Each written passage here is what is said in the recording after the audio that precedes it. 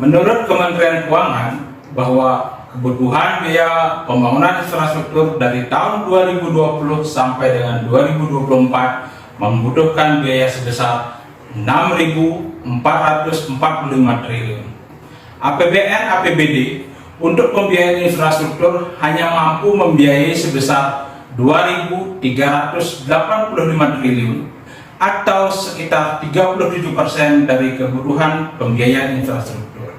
Sementara itu, kemampuan BUMN, BUMD untuk mendukung penyediaan infrastruktur hanya sebesar 1.353 triliun atau sebesar 21%. Lalu, bagaimana cara pemerintah untuk dapat memenuhi kebutuhan pembiayaan untuk pembangunan infrastruktur di Indonesia? Selamat pagi, salam sehat buat kita semua.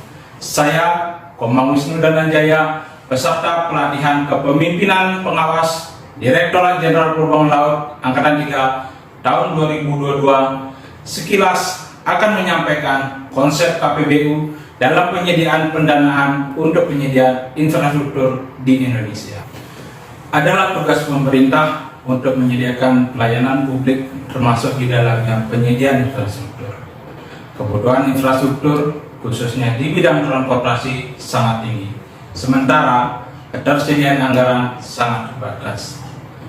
Mempertimbangkan hal tersebut, terdapat skema KPBU yang dapat dimanfaatkan dalam penyediaan infrastruktur.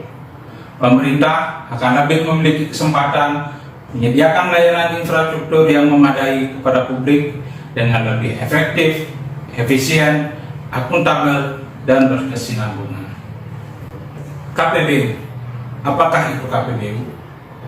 KPBU adalah kerjasama antara pemerintah dan badan usaha dalam penyediaan infrastruktur dan atau layanannya untuk kepentingan umum dengan mengacu kepada spesifikasi yang telah ditetapkan sebelumnya oleh pemerintah yang sebagian atau seluruhnya menggunakan sumber daya badan usaha dengan memperhatikan pembagian resiko antara para pihak.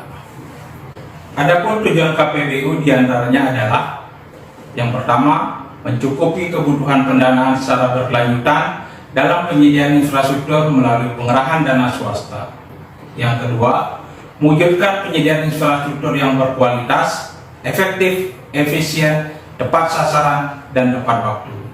Yang ketiga, menciptakan iklim investasi yang mendorong keikutsertaan badan usaha dalam penyediaan infrastruktur berdasarkan prinsip usaha secara sehat.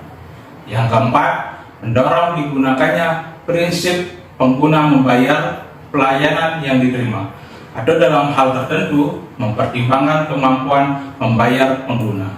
Yang kelima, memberikan kepastian pengembalian investasi badan usaha dalam penyediaan infrastruktur melalui mekanisme pembayaran secara berkala oleh pemerintah kepada badan usaha.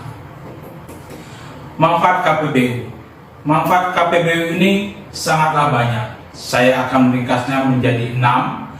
Yang pertama adalah peningkatan kualitas pelayanan. Yang kedua, meningkatkan standar pelayanan pemerintah. Yang ketiga, akselerasi pembangunan. Yang keempat, meningkatkan kompetensi menjadi lebih baik. Yang kelima, menambah potensi penerimaan negara bukan pajak. Dan yang keenam adalah fokus atau memusatkan perhatian kepada manajemen, risiko, dan teknologi. Kementerian Perhubungan, khususnya Direktorat Jenderal Perhubungan Laut, telah mengimplementasikan penyediaan infrastruktur dengan skema KPBU ini pada 2 pelabuhan. Yang pertama, Pelabuhan Patimban di Provinsi Jawa Barat, dan yang kedua, Pelabuhan Anggrek di Provinsi Gorontalo. Dengan skema KPBU ini, diharapkan penyediaan infrastruktur transportasi, khususnya di bidang transportasi laut, dapat lebih meningkat sehingga pelayanan kepada pengguna jasa dapat lebih efektif dan efisien. Ketersediaan infrastruktur menjadi fondasi Indonesia menuju negara maju. Presiden Joko Widodo. Terima kasih, sukses untuk kita semua.